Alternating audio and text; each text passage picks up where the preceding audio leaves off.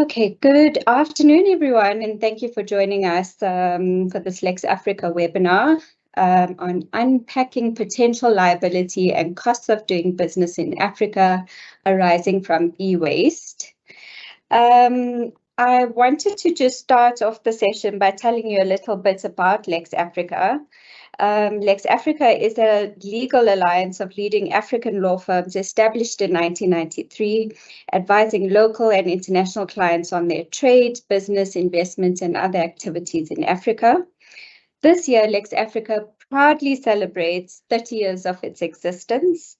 And I must also mention that we're proud to be the first and largest African legal alliance with a pan-African legal team of more than 700 lawyers, providing cross-border and local African legal solutions for our clients.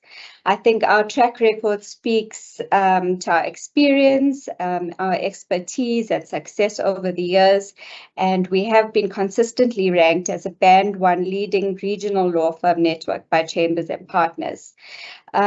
You can visit our website, www.lexafrica.com, for more information on the Alliance and its 30 member firms. I'm now going to hand over to Natalie Scott from Worksman's Attorneys, who will kick off this wonderful session. Much for joining us. I have several of my esteemed colleagues who are joining us today to chat about unpacking potential liability and costs of doing business in Africa arising from e-waste, which is becoming a progressively more topical discussion and a really important issue for everyone to be aware of. The speakers that I have, let me introduce you to Sarah Mtekunu. She's from Bensi Enshel Letsa Nankoma in Ghana. She's a partner with in the Energy and Infrastructure Department. She has extensive experience in corporate and commercial transactions. Her practice focuses on energy and natural resources. She has also played a leading role in acting for and advising a range of organizations, from multinational corporations to indigenous small to medium enterprises in the power, oil, gas, and mining sectors.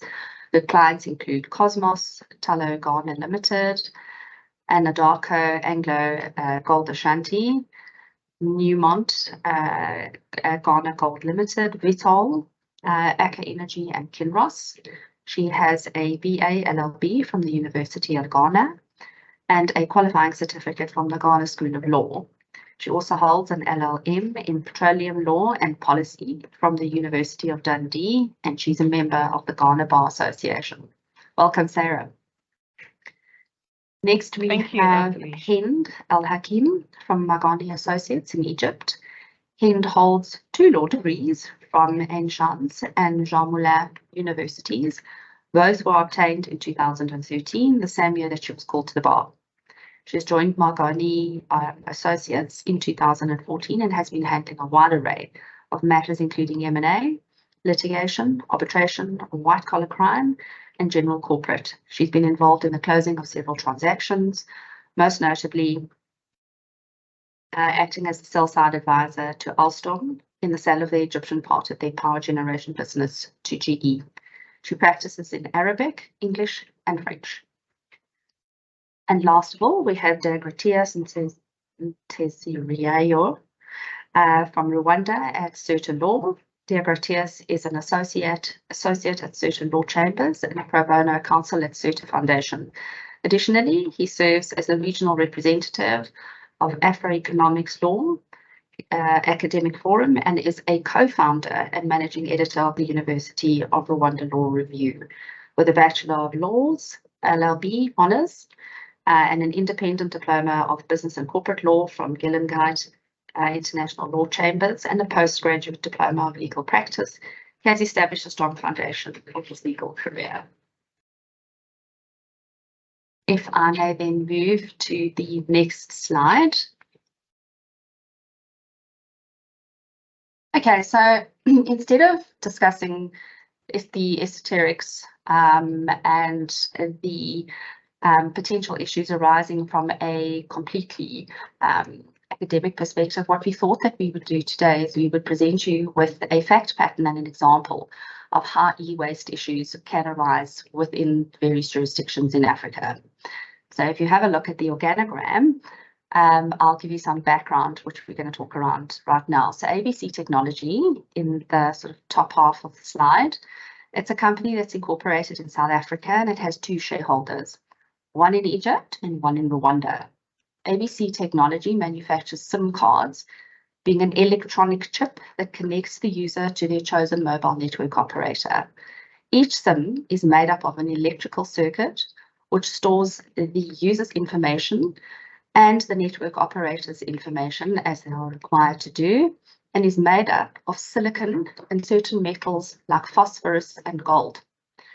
ABC Technology prides itself on its ESG policies and has processes and procedures in place to monitor compliance with all ESG laws, and in particular has an extended producer responsibility scheme in place to minimize e-waste relating to the reduction, reuse, recycling, and recovery of e-waste. ABC also complies with all reporting requirements under the particular legislation. ABC Technology is the sole shareholder of 3 companies in Africa, namely DEF Packaging, a company established in Ghana, JKL Manufacturing and Distribution, a company established in Egypt, and MNO Suppliers, a company established in Rwanda. So ABC Technologies exports the manufactured SIM cards to DEF Packaging, JKL Manufacturing, and MNO Suppliers, each of which packages the SIM cards itself using recycled paper and plastic to sell to customers in the local market. Each company has its own EPP, and which is aligned to the ABC Technologies EPP and complies with all local laws. Recently, there have been reports of significant deposits of e-waste in landfills in Ghana and Egypt, a large portion of which are SIM cards. The SIM cards in Ghana carry the ABC Technology branding and the DEF Packaging branding. The SIM cards in Egypt carry the ABC Technology branding and the JKL Manufacturing and Distribution branding. In Rwanda, the company discovered several thousand SIM cards allegedly sold to local customers, that they had been abandoned in a warehouse on the outskirts of Kigali. All bear the ABC Technology and MNO Supplier branding. Each company has conducted its own internal investigation, and it has discovered that in Rwanda, the SIM cards were not actually sold, but were stolen from the premises of MNO Suppliers by an employee in an elaborate cover-up, some of which landed up in a landfill.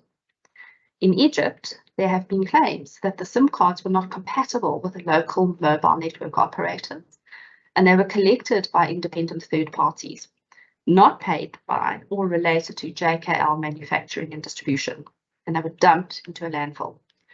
JKL has no knowledge of the incompatibility claims or of the dumping. In Ghana, the company paid a registered e-waste collector to dispose of the SIM cards in a responsible manner, but the e-waste collector merely collected the cards and illegally dumped them. So the questions that we are looking to answer in respect of that particular example, and I will leave the slide up for you so you can orientate yourself in the discussions, is we thought we would set the scene regarding, in general, the 3 key ESG issues arising in each of the jurisdictions that are currently in focus, and also explain why these are important from a legal perspective, and then we will drill down into the present case scenario that we're looking to solve for. So Hind, in Egypt, what are the 3 main issues or key ESG issues that are currently in discussions and in play? Hi, Natalie. Thank you all very much for holding this very interesting webinar. In Egypt currently, I think in all Africa, the first main focus is mainly the weather changes, which has a lot to do with the e-waste management in Egypt recently. There have been many governmental conferences and seminars to raise public awareness in that aspect. Also, we have been facing a huge problem with e-waste and waste in general, especially dumping the same in seas and water fields. And definitely one of the main problems and focuses currently is the waste management, especially e-waste, as we have recently enforced a law that's called law number 202 for the year 2020.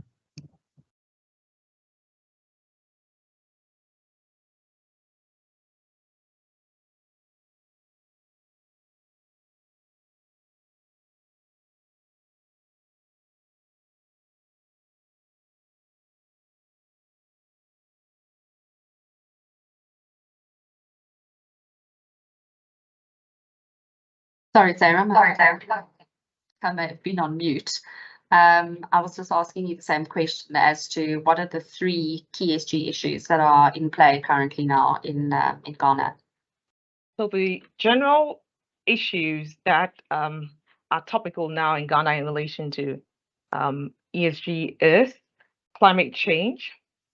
So Ghana is a signatory to the Paris Agreement, and Ghana recently has, in compliance with the Article 4 of the Paris Agreement, updated its nationally determined contribution. And in that update, it set a target for itself, a 10-year target from 2020 to 2030. And it hopes that by implementing this updated nationally determined contributions, it will be able to resolve the impact of climate change on the country's economy and its citizens. Also, it's hoping that in properly implementing this new nationally determined principles, it will be able to achieve the national development objectives and then the global sustainable development goals that have been set for countries. Also, the EPA, which is the Environmental Protection Agency, has the obligation to track the Ghana's nationally determined contribution, how it has been implemented. So they're supposed to report how they are implementing it, what the progress are, what they've achieved, and any challenges that they face as a result of implementing these nationally determined principles, which is a requirement of the Paris Agreement. Also, we've recently, in compliance with Article 6 of the Paris Agreement, set up a carbon emissions reduction registry. So this is basically to ensure that there's a registry that is able to quantify and verify greenhouse gas emissions for projects that are being constructed for emission reduction purposes. And if they're able to quantify and verify, then they can be able to issue carbon credits for these projects so that Ghana is in compliance with the carbon emissions requirements under the Paris Agreement. Another topical issue that is in Ghana now is energy transition. There's been a global talk on transitioning from fossil fuels to clean energy. So Ghana currently has passed a Renewable Energy Act, and we have a Renewable Energy Manual. These documents are set targets that the country is supposed to achieve in order to transition from fossil fuels to renewable energy. The target that Ghana has set for itself is to have a 10% renewable energy mix by the year 2010. Currently, we have, as of last 2021, we had a 0.5%. In Ghana, when they look at renewable energy, it doesn't include hydro. So we do have enough hydro. We have about 34% hydro, but the law actually excludes that as a renewable energy source. The focus is on other sources of renewable like solar, wind, biomass. And so right now for those types of renewables, we only have 0.5. So we are looking at increasing that to 10% by the year 2030. And to achieve the targets of the Renewable Energy Act, the law has set a net metering scheme that enables individuals and companies to actually put up renewable projects in their homes and companies. And then if they have any excess, they can feed that onto the grid and get credit for that renewable energy. They are also encouraging bulk suppliers and distributors of energy to invest in renewable source for non-utility scale grade renewables. And then the other issue that has become very topical is the issue of corporate governance. In the past few years, we've had issues of meltdown in the financial sector in Ghana, and the discussions clearly shows that a lot of these companies were not following standard corporate governance rules. They were adhering to these rules.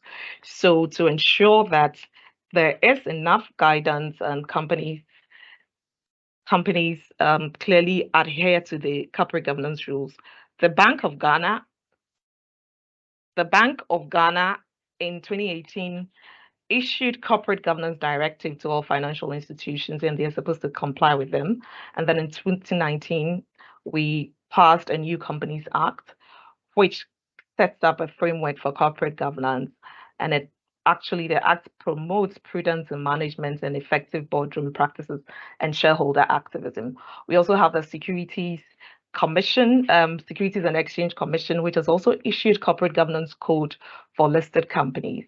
And then we have the public companies have also been issued with a corporate governance manual, and the governing boards of public companies are supposed to follow these rules. And last year, the Institute of Directors launched a national corporate governance code, which they hope would be the national standard that stakeholders will follow in dealing with corporate governance issues. So I think these are the 3 issues that are topical for me now in Ghana. Wow, that's certainly sounds extensive, and it's really good to hear, Sarah, that there's that a lot of these particularly sticky issues are being dealt with and being considered. Gratias, welcome. What are the top 3 issues that Rwanda is having a look at right now from an ESG perspective? Thank you very much. Can I confirm that you are getting me well? Yes, we got you. Okay, good. In Rwanda, I want to firstly highlight the 3 things that, as you asked, that we have as the main concern. We firstly have on top climate change. Climate change, with it, so in the terms of ESG, then we now have option to transition to renewable energy. So talking of climate change, I will highlight that Rwanda has experienced a temperature increase of 1.4 since 1917 up to today. Now we are up to 2.0 degrees Celsius. That we can really say this is a very increase of temperature. Then we can also talk of increase of rainfall, extremes, rain seasons in last couple of months, which of course are very issue of concern. That's why Rwanda has established this climate change issue to be of the first priority. And indeed, we find this in the legal perspective that Rwanda has become the signatory of various conventions, international, and internally we have domestic laws that are here to implement those projects. I can highlight, for example, that in the COP27, Rwanda submitted its revised national determined contribution. It was the first country in Africa to have to submit this. So having noticed that climate change is a big issue, then it has adopted the policy action plan that is, of course, going to facilitate the maintenance of this environment, of course, maintenance of this climate. We can talk of its vision by 2045 that Rwanda has placed the circular economy at a core economic decision making and practice, ensuring the retention of resources and eliminating waste and pollution while regenerating natural system. This is for the circular economy as one of the solutions that Rwanda has taken. So another strategy or another plan that is now undergoing is the national e-waste management policy, because e-waste management, if it is not working appropriately, we do not have assurance that climate will not keep changing this as has been recently. So the vision of this policy is to ensure the effective and efficient management of e-waste for a safe environment and human health protection towards a sustainable green economy development. So apart from this, I can also highlight that in Rwanda, there have been increase of or empowerment of use of electric vehicles to cut off carbon emissions. So we can say currently, if anyone would import an electric vehicle, then there would be no taxation on VAT that is imposed on such electric vehicle, any other electric motor. So the purpose is to reduce the carbon emissions. So now, after talking about climate change, the second is about inclusive technology and social justice. By 2015, Rwanda has set to have become the financial hub of Africa and global-wide. So with this plan, indeed, it is very understandable that the technology that includes everyone, that helps everyone to be included, that is accessible by every society, and then that is the goal that Rwanda has taken. So we talk of the recent establishment of a fintech regulatory sandbox, which is now set to enable financial institutions and fintech players to experiment with innovative financial products or services in live environment, but within well-defined space and the duration. Like 1 year, we will be assessing whether this initiative will be, of course, accessible by every Rwandan, and as well will not be violating other rights like data protection or even be unfriendly to environment. So that is the second area of concern, which is inclusive technology and social justice. We believe that with people having finances, then fintechs and startups will be able to grow, as well as the private sector will be able to be strong as enough as possible. So with a strong private sector, we believe that the social also change will be easily attainable. So for compliance and accountability, which is the third area of concern, having such mission and such a vision of 2050, it is indeed understandable that there must be compliance and accountability. So for accountability, transparency in Rwanda, it is something of concern. That's why we rank among the best countries with corruption-free or a level of reduced corruption, which is, of course, because of the country's policies that are in place and strategies to held responsible any violations of transparency in operations in Rwanda. So those are the three areas of concern: climate change, inclusive technology, and compliance and accountability. Thank you very much. Thank you, Deogratias. It certainly sounds like these issues are also being taken very seriously throughout Africa, as demonstrated by our three speakers. In South Africa, we are currently also looking at climate change. We've had a second publication of an entirely new climate change bill. We had one in 2018, and that was then entirely replaced by a new climate change bill that we've received relatively recently. That is still in bill form and has not yet been passed. Where we have seen a significant uptake in respect of particularly environmental issues is in the form of the National Environmental Management Waste Act, There are significant moves towards extended producer responsibility programs, right from production to completion, obviously to distribution, and then bringing it back within the actual life cycle of the waste. They categorize it into 3 different categories, and e-waste pretty much has its own category. And I think there is quite a lot of movement, not only together with that, but also together with preservation of the protection of personal information.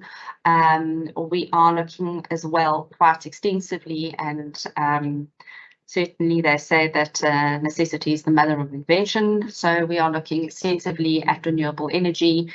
We have an electricity crisis in South Africa right now, load shedding every day, several times a day. And so renewable energy has again become a significant focus in South Africa.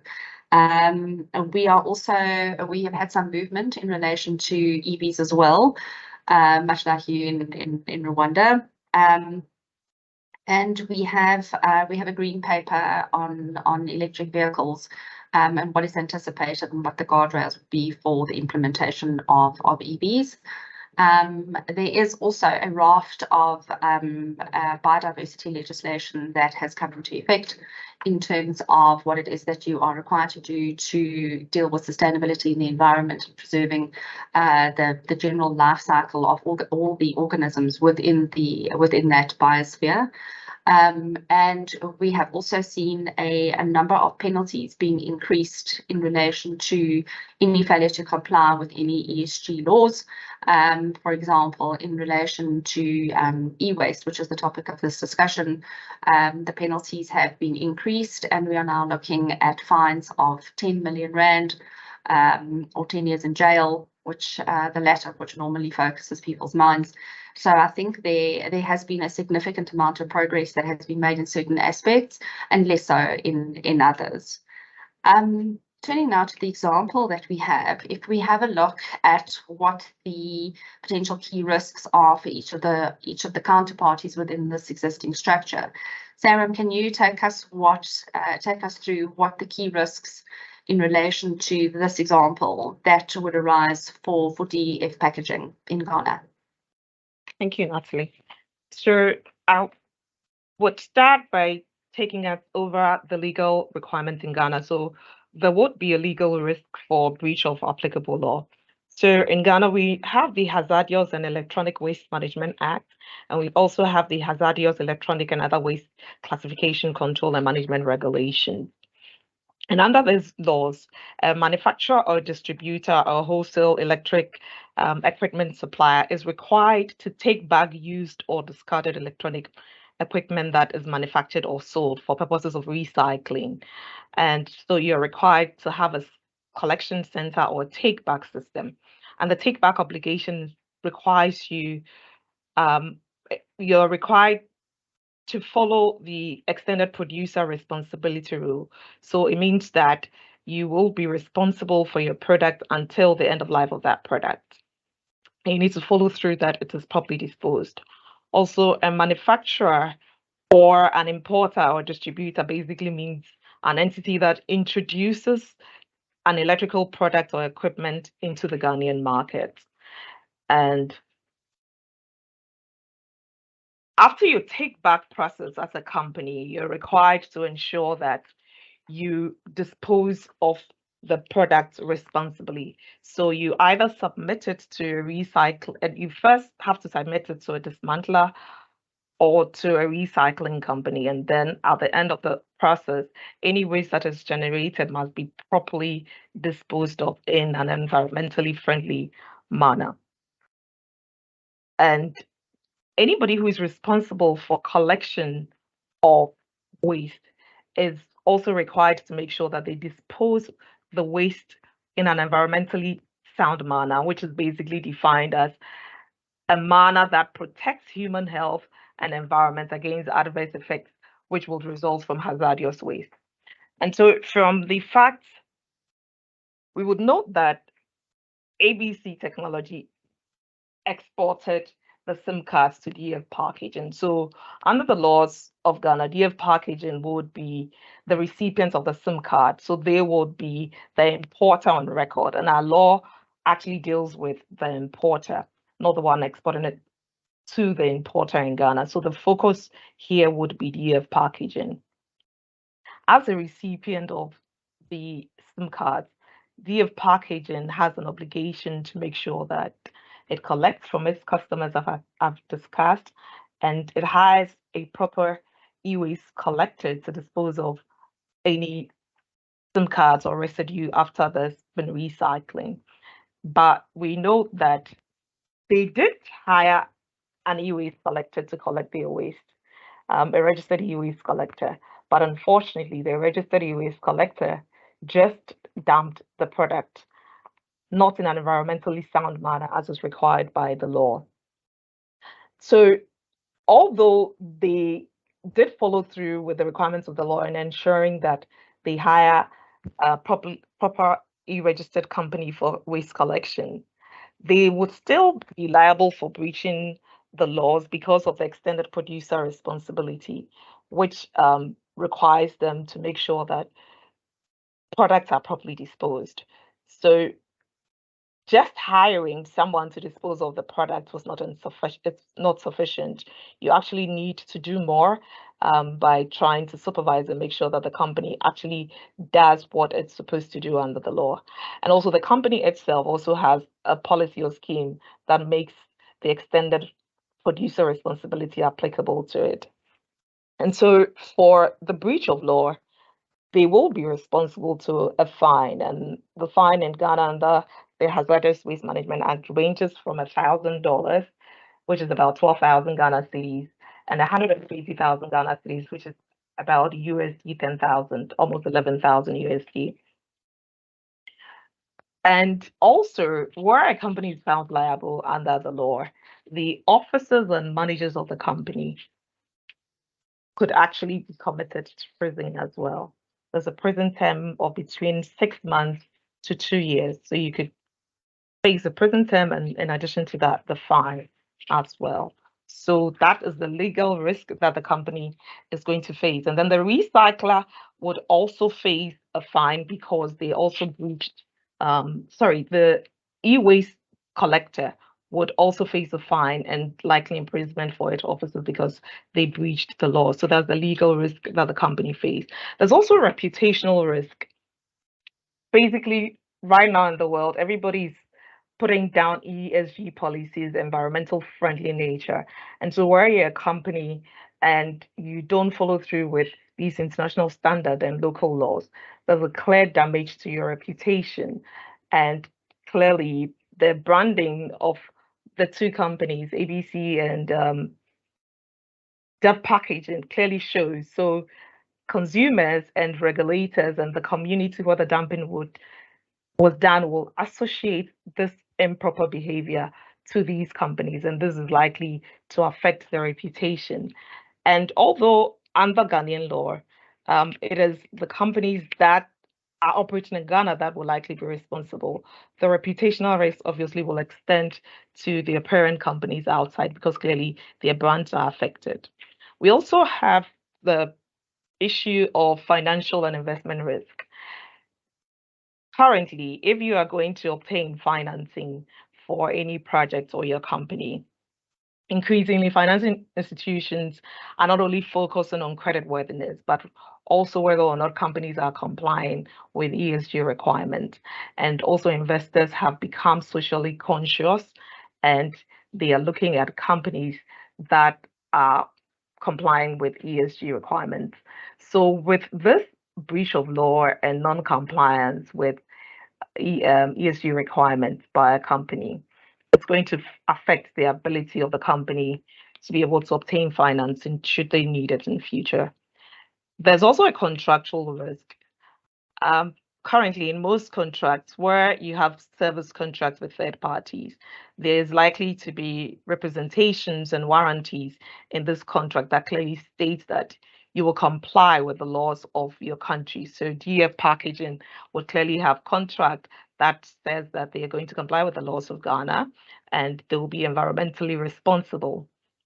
So where you are found in a situation where you have not complied with the laws of Ghana and you have not been environmentally responsible, then really there your other service providers not wanting to be associated with a company that has a reputational damage would also not want to contract with you or do business with you. So you may have a problem of not being able to enter into contracts with other service providers, which would likely affect your business. Then you also have the issue of consumer risk. Clearly, for the consumers, every consumer has become environmentally savvy now, and they're trying as much as possible to make sure that corporations are compliant with the environmental requirements and proper ESG policies. So where a consumer sees that you're a company that basically is not in compliance with your local laws and your environmental obligations, they're not likely to use your product. So that would likely affect the bottom line of the company, where consumers choose not to patronize the product. The other thing that would affect consumers is likely to be data protection issues. Basically, these SIM cards, if they contain personal information of consumers, if they fall in the wrong hands because they've been improperly disposed, could lead to theft of personal data and fraud being conducted using the identity of customers or personal information of customers. So clearly, consumers will not be happy to deal with a company like DEF packaging. So those are the risks that I think would apply in Ghana. Great, thanks very much. I think you've demonstrated that it's the risk is not just monetary, but it's financial and potentially personal for the directors of DEF. Deogratias, do you want to take us through what the key risks for MNO suppliers would be in Rwanda in this particular scenario? So thank you very much. In Rwanda, we recently have adopted the regulation on e-waste. It was in 2018, e-waste management. And we also have the same regulation on environment protection. So from these two instruments, we find not only the monetary obligations, like the liability that it goes to money that they can incur, but also the impact on immediate revocation of their license to operate in Rwanda. So I will make this in two distinct ways. We have obligations for producers. Now I will be talking of ABC technology, which produces these SIM cards. Producers of electronic devices and other fire equipment, or like all in relation to electronic devices, are responsible for managing the e-waste generated from their product. That is by principle. They must register with the regulatory authority and provide information on the projected imports of their products. So they must also finance and organize a system to correct and retreat e-waste, create awareness on sound management of e-waste, and comply with audits and inspections conducted by the regulatory authority. So it was noted that for the case of Rwanda, the SIM cards were not actually sold, but were stolen from the premises of MNO suppliers by an employee in an elaborate cover-up, as we find in the facts of the case.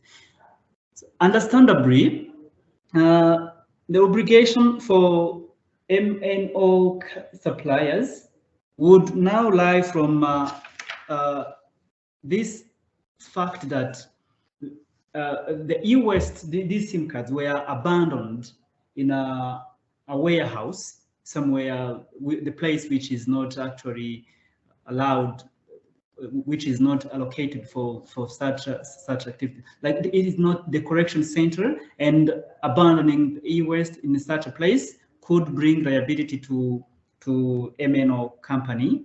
But now the problem is that this was done by the employee, and which goes to internal compliance, internal management, and audit issues.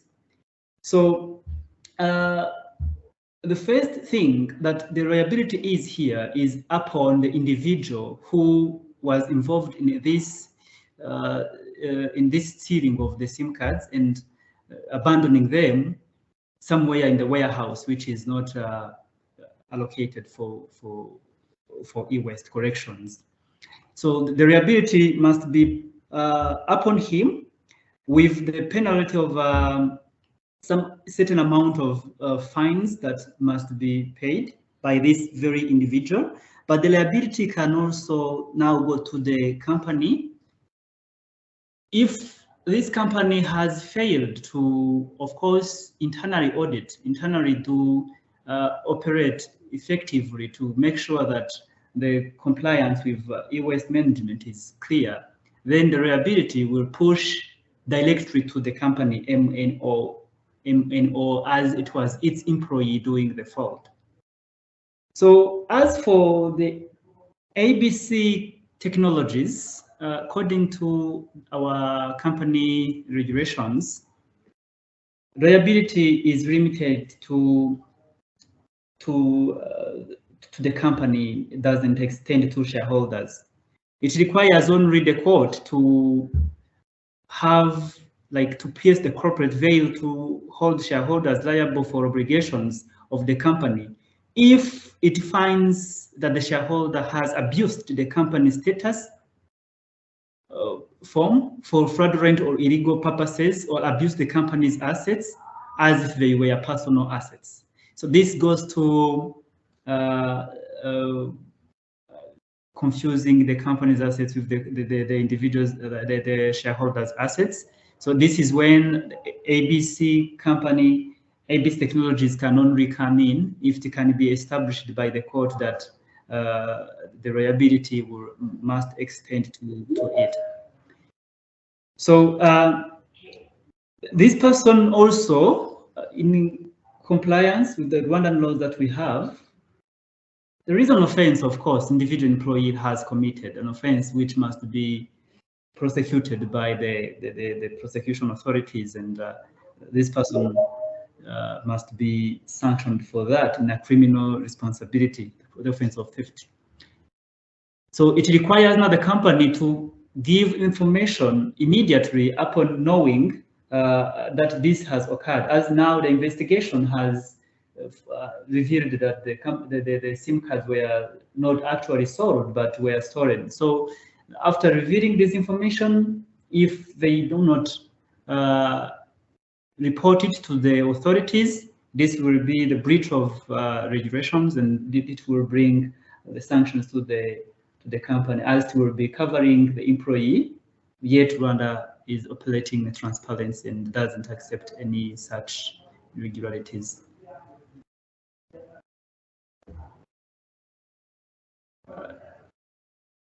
Hello, can you hear me? Yes, we can hear you. Thank you very much, Degratius. That's a very helpful and very insightful discussion as to what the key risks for the company would be, as well as all of the parties that are involved. Hend, what are the key risks for JKL manufacturing in Egypt in this particular scenario?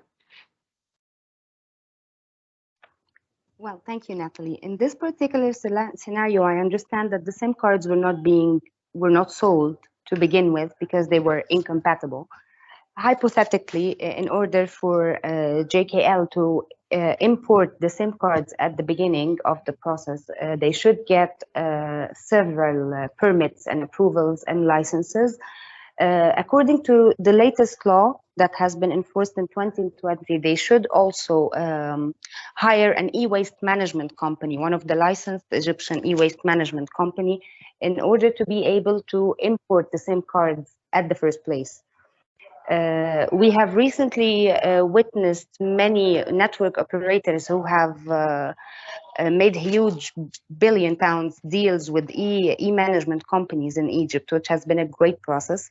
The risk in this case for JKL, we're very similar to Ghana at this point. We have an extended producer liability. JKL, even if it did not produce the SIM cards, they will still be liable in whole or in part, according to the legal text in force right now. For the hiring an e-waste management company, the fines have been heavily increased. According to the latest law, it can reach up to £1 million, and it doubles if this is not your first time. It also includes possible up to 5 years imprisonment for violating the law. In this case, I will just simply put two scenarios. Let's say if the shareholder of JKL, they do hire the directors of JKL Egypt, they can be held liable. Practically speaking, the Egyptian authorities will not be able to quite enforce any penalties on a foreign entity, especially if they're not present in Egypt, but they will definitely apply the law on the Egyptian entity, which might have a risk for the shareholder if they have a back-to-back agreement in this case. We also, I believe we have, I agree with Ghana in the whole system. We have a huge financial risk because recently the penalties have been almost doubled in the new law, a legal risk. We have a data protection risk is not really present in this case, since the SIM cards have not been sold or used by consumers, so they do not contain any data, obviously. But I think I want to highlight a risk that that's very, I'm not sure if it's generally present in the rest of the African countries, but it's very present in Egypt, a labor risk, because before the application of this law, the management of waste was mainly done by unofficial laborers. You will find families working in waste management and recycling. They are unofficial employers. They don't have any sort of social or health insurance. I believe that the risk in this case, if we do not, if the Egyptian company does not hire an e-waste management, and they can lose they can cause a lot of unemployment, which is a huge issue already in Egypt. Also, the financial risk is mainly very apparent in this case, and also the imprisonment risk, because this what usually makes people abide to the law, in my humble opinion. No one really because if the company is already rich, they won't really mind the financial penalties, but they will take the imprisonment time very seriously. Contractual obligations, of course, is a huge risk if the company, because usually in that kind of agreements, if the Egyptian company has any contractual relationships with national and international entities, they will definitely be liable to representation and warranties, that they will make sure to abide by all applicable laws while executing their contractual liability. And it might have a back-to-back financial implication according to the contract. So just to wrap it up, we have the financial and legal risk, we have the labor risk, and recently we have seen, Egypt is a very touristic country, so I have personally seen people always discussing that we need to, if you want to enjoy a vacation, for example, you want to go to a clean environment. So not abiding by the law might cause an impact on the amount of tourists who would be interested to visit Egypt. Thank you. Thank you, Hind. I think from a South African perspective, from ABC Technology's perspective, I think obviously any of these events that occur elsewhere in the African continent, or anywhere else for that matter in the world, will obviously have huge reputational risk for ABC Technologies as the primary manufacturer of the SIM cards. I think the fact that the branding appears on all of the packaging and on the SIM cards throughout the jurisdictions that we've been discussing is also a big warning sign for ABC Technologies. there are items as well that could potentially arise as a result of the substances that are actually going into the SIM cards. And that would be sort of along the lines of the silicon, phosphorus and gold. So we have legislation in South Africa dealing with hazardous substances and the responsible and an appropriate disposal of such substances. We've recently had changes proposed in respect of mercury. Although it doesn't necessarily impact directly on this particular example, it does give an indication that the regulators are focusing their minds on potential hazardous substances and liability through the supply chain. What is worth actually having a look at from a South African perspective is whether or not the directors of ABC Technology could potentially be liable for the actions that have been taken by the entities in the various jurisdictions. Some of the potential blowback could be for the South African entity would be if they have South African directors sitting on the boards of these particular companies, and not necessarily having mirror boards, but having some form of control over the companies, given the fact that there is the EPP or the extended producer responsibility that is a program that they have in place that is implemented across the group. And when that was done, it should have been ensured, and maybe in this example it was, that all of the that EPP program effectively covers all of the potential risks that could arise in each of the various jurisdictions. So it wouldn't be a one size fits all. It would have to be specific to each jurisdiction while still following the ideals and the obligations that are set out in the various pieces of legislation in each of the jurisdictions. So I think that's also another consideration.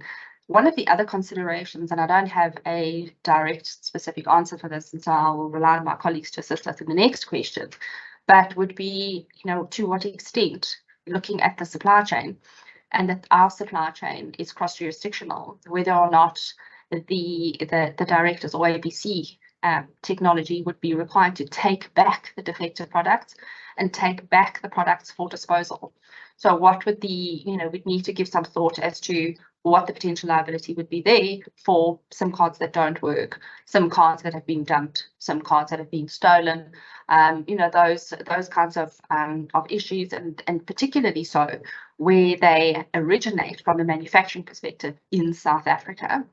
And I suppose one of the other issues from a sort of indirectly from a supply chain perspective is we'd also need to have a look to see that all of the components that comprise the SIM card have been responsibly included, and that they were responsibly mined in the case of gold, and the silicon that was responsibly produced. So I think it does potentially open up a hornet's nest for the South African company on the basis that if something does go wrong elsewhere in the African continent, it does then put a spotlight on the origin of the SIM cards, the manufacture of the SIM cards, and then as a consequence of that, what goes into those SIM cards, because that would then also deal with the various issues of degradation of the environment, and the harm and the impact that could have if not responsibly disposed. I think now, sort of on the supply chain issues, whilst I've touched on that, Deogratias, from a Rwandan perspective with MNO suppliers, in the supply chain, because South Africa fits into that particular supply chain, do you think that there would be any potential negative side effects, or there would be any potential liability for the South African company based on the fact that they were the manufacturer and exporter of the SIM cards? Thank you. About the supply chain, that in regard to this case, the theft of SIM cards that were, of course, stored in the premises of MNO suppliers here in Rwanda, this can affect the supply chain. Of course, it can disrupt the supply chain of ABC Technology and MNO suppliers, and which could indeed affect their business operations here in Rwanda as well as in other jurisdictions. It can go back to the reputation that each of the involved company has and as well as the responsibility of any other company that, of course, has affiliation or any relation to the company that here is affecting this, or that is getting involved in this theft of SIM cards. But simply looking at the main act, which was the theft of the SIM cards, the reputational damage that, of course, affects this every involved company, especially the ABC as the shareholder, and as well as the MNO suppliers, mainly here in Rwanda. Indeed, is the disruption of the supply chain that I can mention here.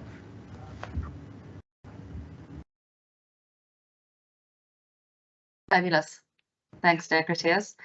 On your side, Hind, from an Egyptian perspective, looking at supply chain and the fact that the South African entity is involved, is there any potential liability for the South African entity, assuming in this regard that the South African entity doesn't have any other feet effectively on the ground other than the subsidiary in respect of which it owns the shares? Definitely, as I've been discussing about, looking at the shareholding, of course, in the shareholders' liability, normally the responsibility of the company is limited to the company, doesn't transcend to the shareholders, unless it is proven that there was interference in the management of that company. So, which means that for the ABC technologies, the risks will come up in case it is indeed evident that there have been its involvement in the theft that took place here with the MNO company. So liability, because of this principle of limited liability for the company, that we say that there is no piercing corporate veil, then the responsibility will remain with the MNO company in Rwanda. But the risk can be in case we identify that ABC technology in any way has involved or got involved in the theft that took place in Rwanda.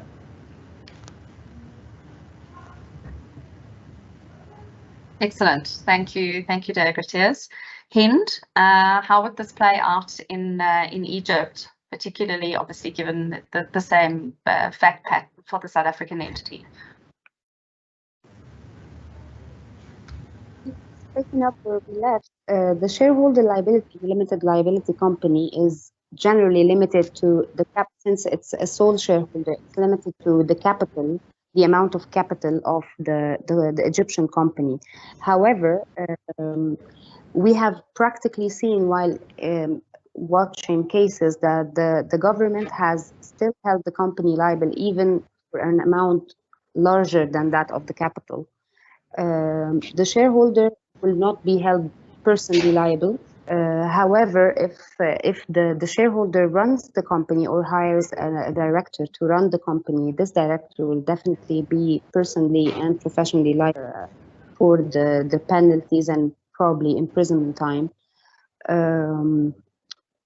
It will not financially extend to ABC Technology as a shareholder, unless they are involved in the management, and then we can prove that the manager was effectively running the company and totally aware of the violations of the law.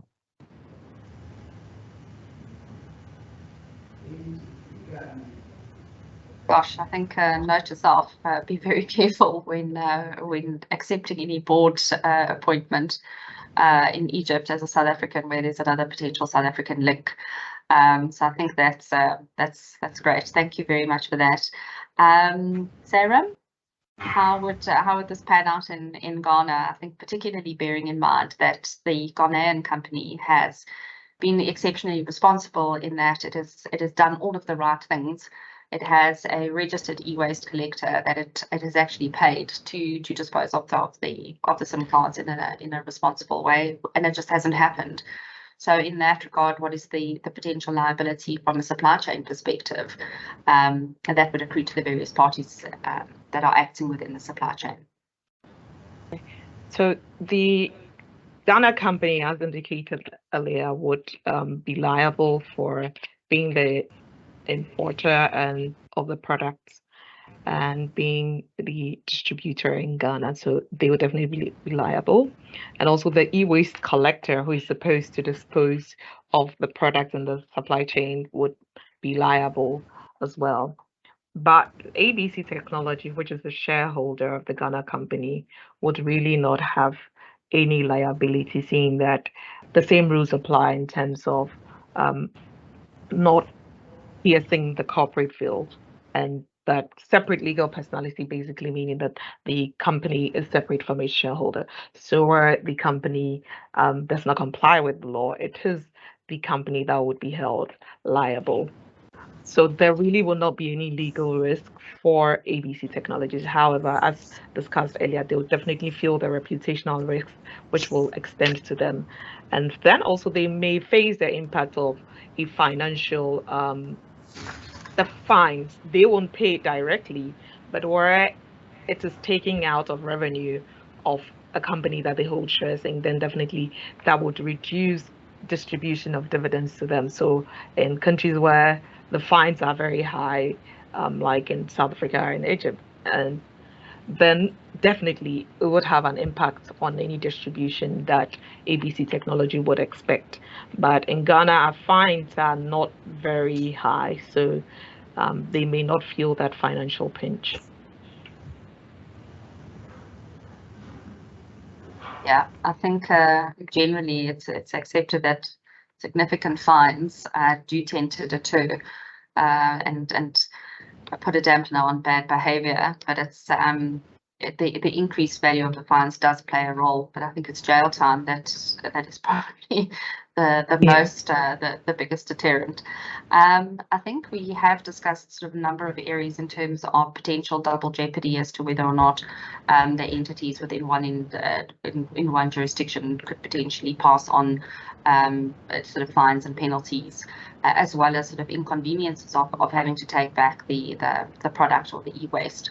So I think we have covered quite a number of risks and quite a bit of that ground. I think just to close off, if you can have a look at in general, not necessarily with this particular example, as to the type of shareholder activism that you're seeing, if any, in your particular jurisdiction. And I hand over to you, Hend, first. Sorry, back to you again.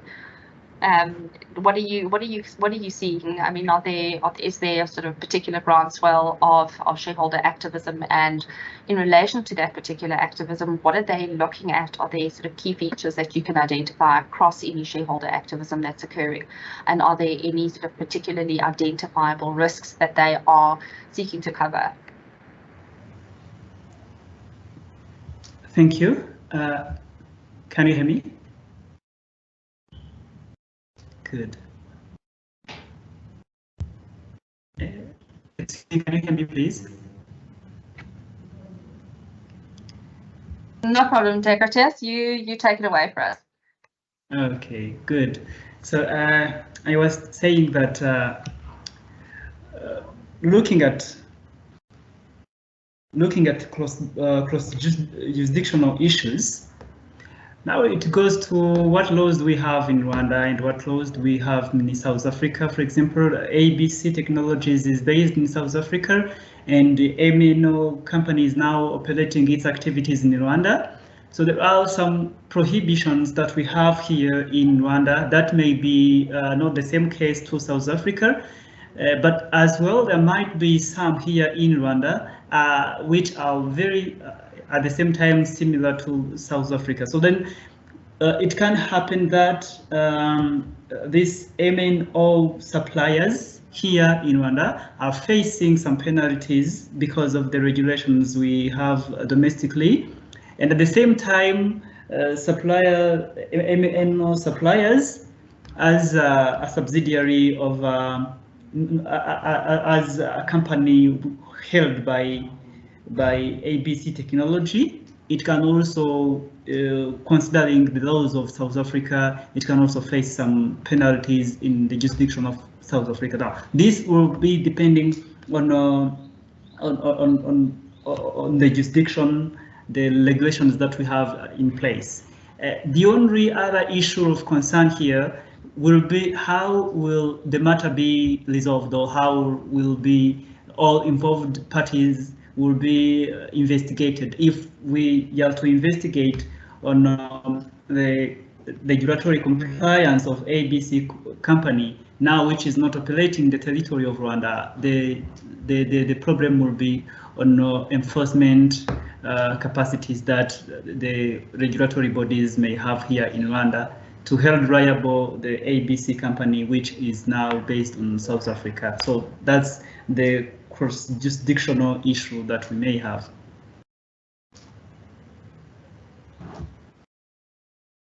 Super, thanks, Dave. And from a shareholder activism perspective, what are the key issues that are arising that you have seen in your jurisdiction?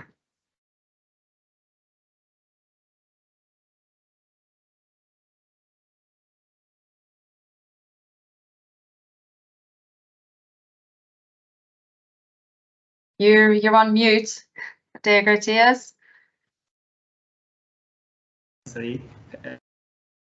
Okay, yes, I was saying that the proactiveness that we have in Rwanda for shareholders as the owners of the company, just from the start, incorporation, is advised that every company should make sure it puts in place the policies that will promote the environmental, social, and governance. How would the compliance be made in the company? Like to have the internal disciplinary mechanisms. Like, for example, for these MNO suppliers in Rwanda, we see the theft of these SIM cards might also be caused by the internal management, which is fragile as to this fact pattern. So the proactiveness is to firstly establish the policies that are clear, that will be promoting this environmental, social, and governance. So second, not only just having the policies in place, but also companies are now taking their first initiative to reach out to people with just as corporate social responsibility and building responsible businesses. Just make sure that the social society, the civil society is also included in their activities. All the companies, of course, working in a way of adding value or changing, making any social change or social impact. So the proactiveness now comes on initiatives that the company should put in place of corporate social responsibility, and we've been seeing this many companies, especially law firms in Rwanda, and some other financial companies, financial service providers, like initiating projects that are there to protect environment, that are there to reach out to people for legal awareness, or like to have social rights included in the daily business operations. So that's what I can talk about the proactiveness of shareholders.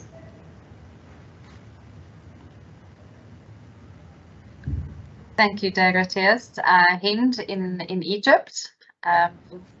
On your side, what are you seeing in terms of shareholder activism? Yes, what we are practically seeing in shareholder activism is quite impressive.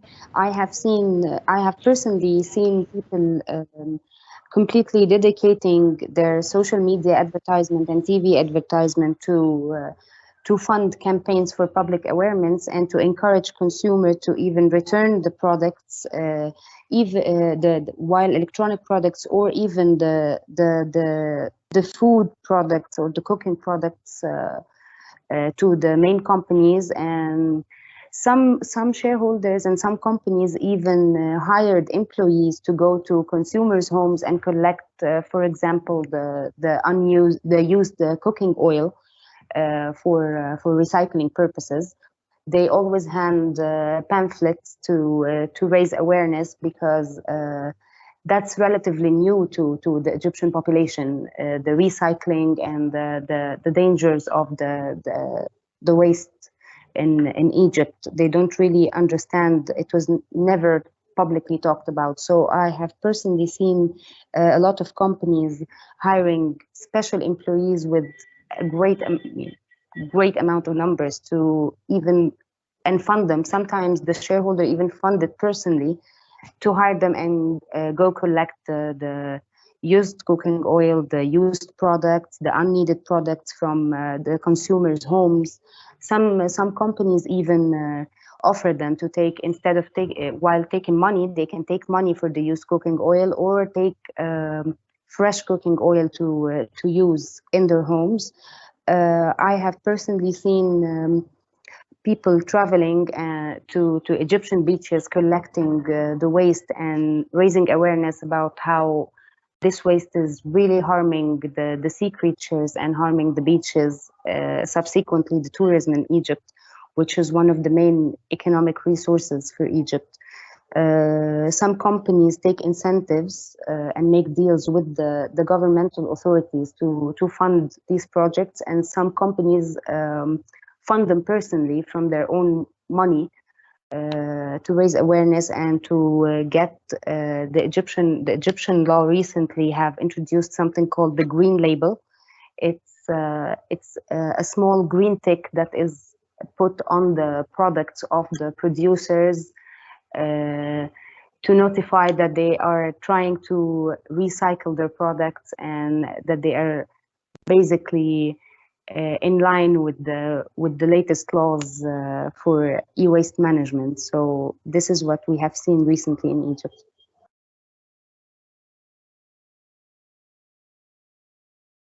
Thanks, Hind. Sarah, from your side in Ghana, are you seeing anything interesting and anything different from what we've heard? So in Ghana, the Companies Act basically gives shareholders a right to take decisions in relation to their companies via resolutions.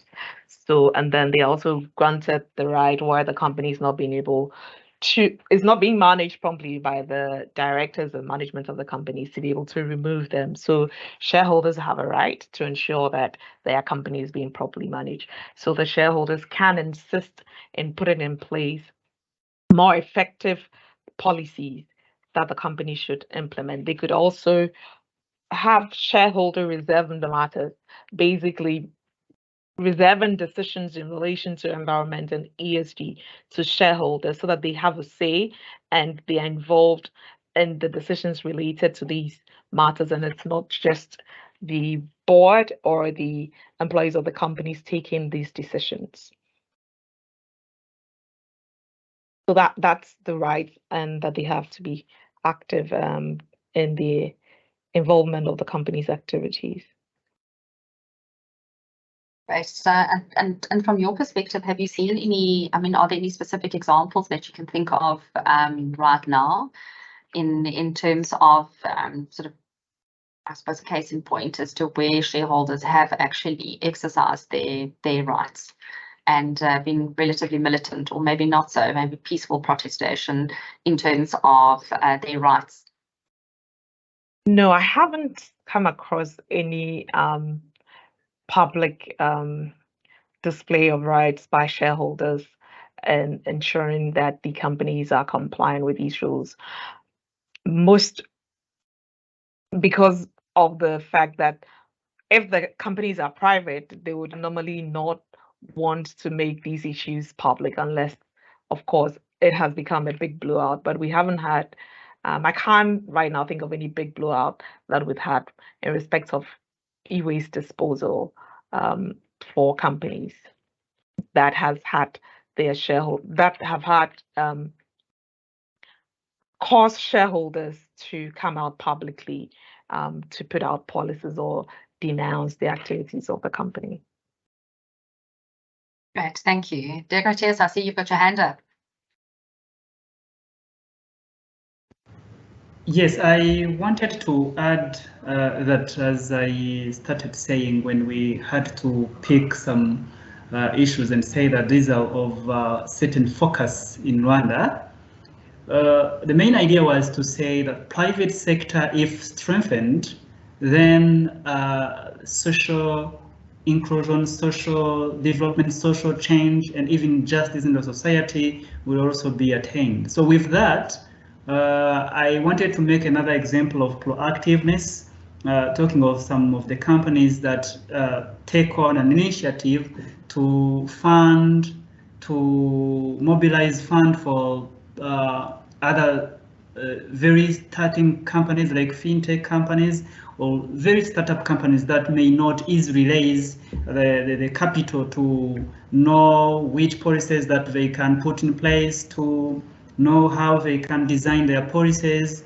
to know how they can comply with the law, like to keep complying with the diversely changing regulatory framework in different industries. So I've noticed that we have, to be specific, an example, the Celta Law, the law firm I come from, I'm speaking from, we have initiative of supporting startups to navigate and know which, of course, are the laws that are relevant to their business operations.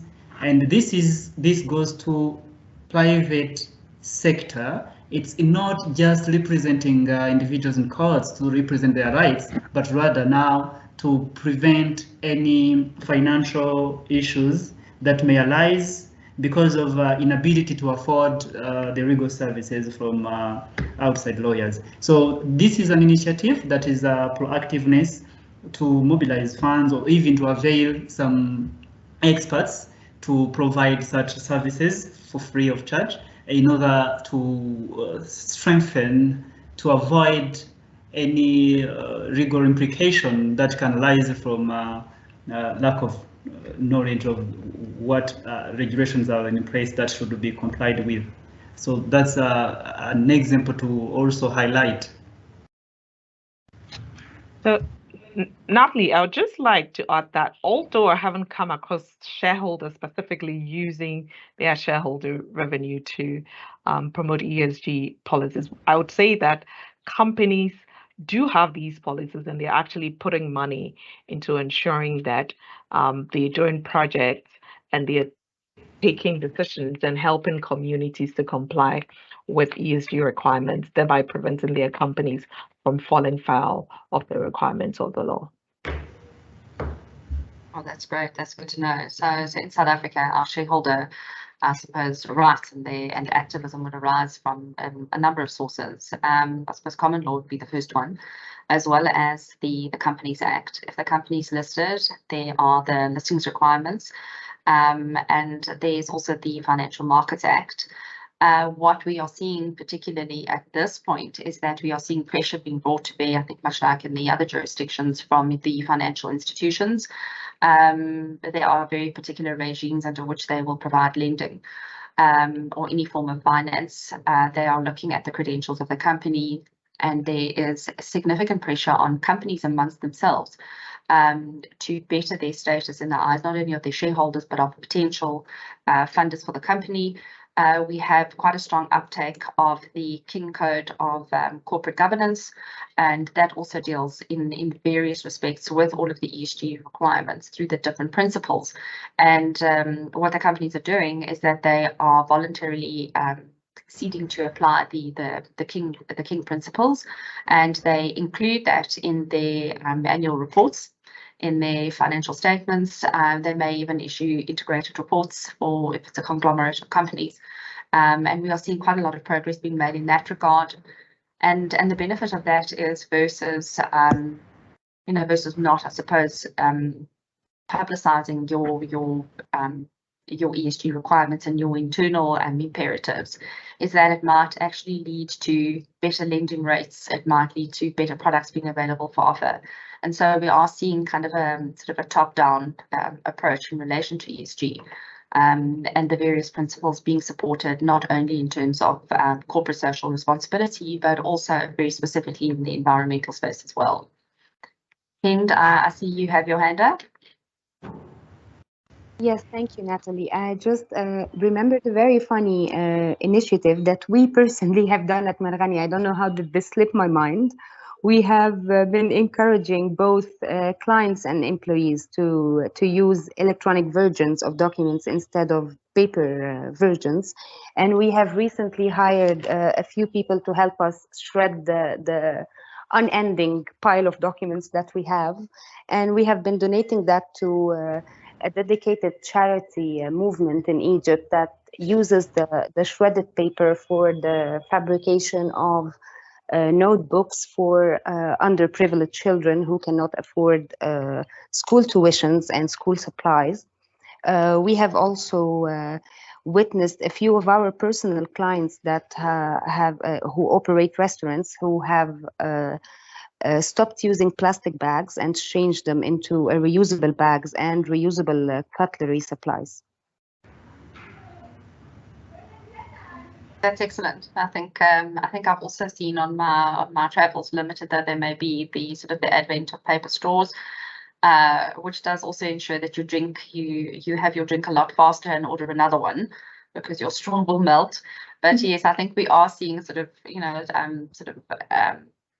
different materials being utilized for cutlery and crockery, sort of anything that could potentially be disposable, something potentially reusable. We see quite a lot of wooden spoons and knives and forks from our side as well, which is great, particularly when you have takeaways.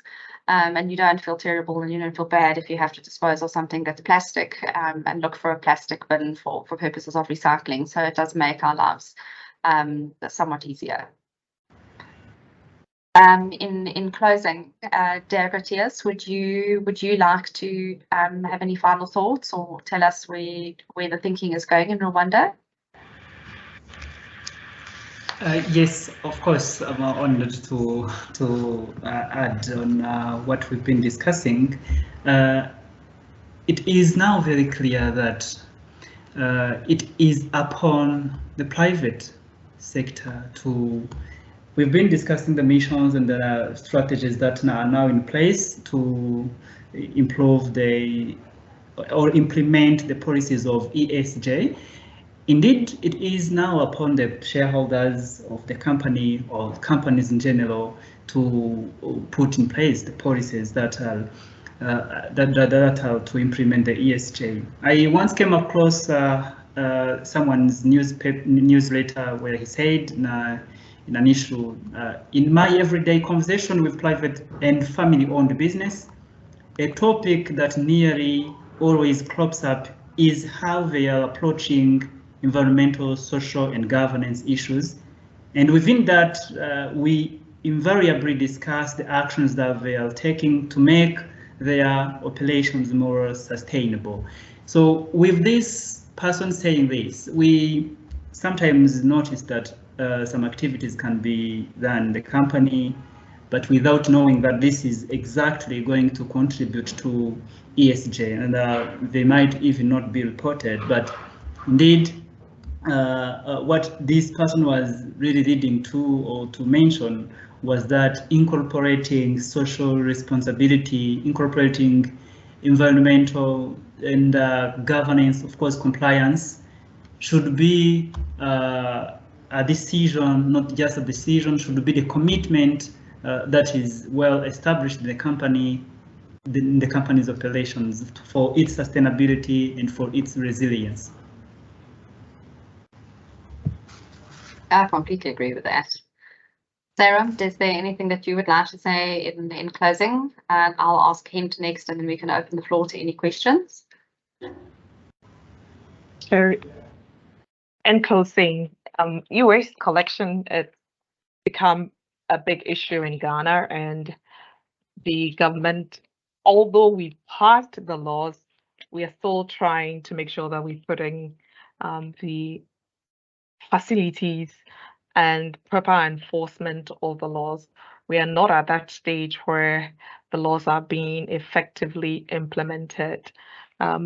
And so we need to get to that point where we are actually implementing the law and not just having the law on our book, and that will help us achieve our ESG targets. Yeah, I think it's, as you say, quite rightly, it's great in paper, but we need to see some action. Yeah. Hind, from your side, anything in closing?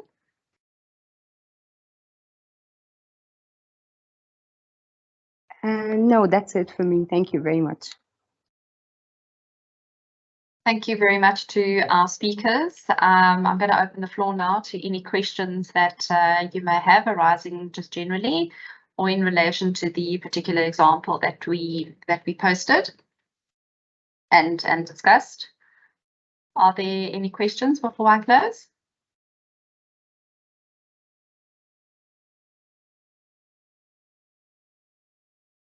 Everyone's sufficiently starving and wants to go for lunch.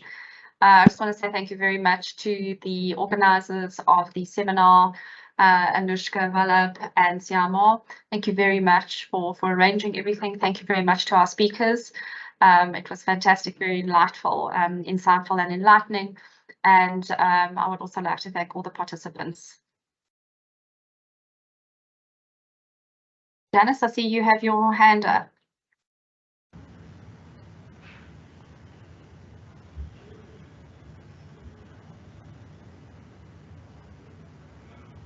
Janice, I think we've unmuted you if you have any questions. Yes, so I actually did post this in the chat box as well. So I just have a question for Degratius. I think you mentioned in the introduction section that Rwanda does not charge any VAT on the sale of electric vehicles. I do understand that in other places in Africa, and specifically in South Africa, we levy up to 100% import duties when you import electric vehicles into South Africa. So I just wanted to ask Degratius if how this compares with what is happening in Rwanda from an import duty perspective. Thank you very much, Janice, for the question. In Rwanda, we have that incentive for any any person importing a vehicle which is electric, just because of this purpose of reducing the carbon emissions, and of course that purpose of reaching carbon free. So then, with that, there is no value added tax that is imposed, and there is no import duty that is imposed on vehicles that are imported in Rwanda if they are completely electric motor vehicle. So that's exactly how it is. So it is to allow or to just incentivize many imports of electric vehicles. And had it been these fossil fuels cars that we've been having recently, then the charges or the taxes would even increase. But for these electric, depending on the policy that a country has taken, that it wishes that in our early future we can even have a shift from fossil fuel vehicles to electric vehicles. So that is why the tax is free. Did I manage to answer your question? Yes, thank you so much, Degratius. I think from an ESG perspective, that is very progressive from Rwanda. Okay, so to link it with the ESG, of course, should the company be now bringing an initiative of course importing those vehicles, that then such an incentive would be in line with ESG, saying that social and environment, indeed for environment, that we need to sustain our natural resources and our climate. So then having such an incentive, it is to invite even the companies or even the investors or even the people who do businesses to do things that are climate friendly. So, and even internal investments or already existing businesses are now shifting to the way they can use renewable energy. So having an idea of bringing in such element of not taxing electric vehicle, it's just simply to mean that we should be happy to have so many investors being interested in doing businesses that are very climate friendly, that are very environmental friendly. That's where ESJ comes in.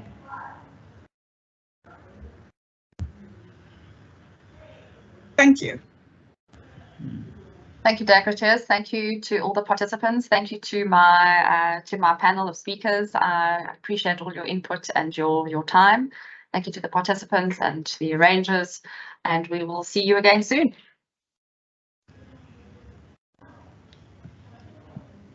Thank you, Natalie. Thank you, everyone. Thank you, everyone. Again soon.